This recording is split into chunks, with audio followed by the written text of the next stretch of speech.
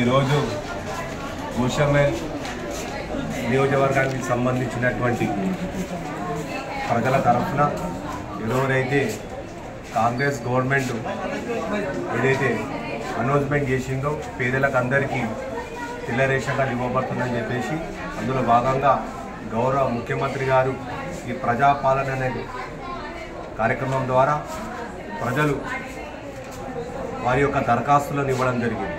ఆ దరఖాస్తులు ఆన్లైన్ త్వరగా చేయాలని చెప్పేసి ప్రభుత్వం యొక్క ఆలోచనకు అనుగుణంగా పనిచేయాలని చెప్పేసి ఈరోజు గౌరవ ఏఎస్ఓ గారిని సూపరింటెండెంట్ గారిని కలవడం జరిగింది. మరి గోషామహల్ నియోజకవర్గం సంబంధించినటువంటి వార్డు 4, వార్డు 5, వార్డు 15, వార్డు 14లో వెరిఫికేషన్ చాలా నత్తనడకగా జరుగుతుంది. మరి నత్తనడకగా జరగడానికి గల కారణాలను తెలుసుకోవడం జరిగింది. ఏదైనా స్టాఫ్ కనుక లేకపోతే మేము ఈ యొక్క అంశాన్ని గౌరవ మంత్రి గారి దగ్గరికి, గౌరవ సిఆర్ఓ గారి దగ్గరికి, డిఎస్ఓ గారి దగ్గర తీసుకెళ్తామని కూడా చెప్పడం జరిగింది. మరి వాళ్ళు చెప్పడం ఏంటంటే స్టాఫ్ తక్కువ ఉందని చెప్పి అంటున్నారు. ఈ తక్కువ కారణం కూడా మేము తప్పకుండా సిఆర్ఓ గారి దృష్టికి, డిఎస్ఓ గారి దృష్టికి, గౌరవ మంత్రి గారి దృష్టికి తీసుకెళ్తాం. మరి తొందరగా వెరిఫికేషన్ చేయాలి.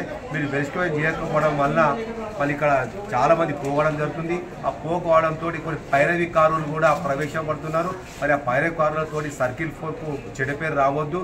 దయచేసి అవినీతి రహిత పాలన గౌరవ రేవంత్ రెడ్డి గారు కొనసాగిస్తున్నారు. మరి ఎలాంటి అవినీతికి ఆస్కారం ఇవ్వకుండా ప్రతి ఒక్క పేదవారికి సేవలు అందించాలని చెప్పేసి మరి గౌరవ సూపరింటెండెంట్ గారిని, ఏఎస్ఓ గారిని కోవడం జరిగింది. వారు కూడా అయినంత తొందరలో ఇస్తామని చెప్పి హామీ ఇవ్వడం జరిగింది.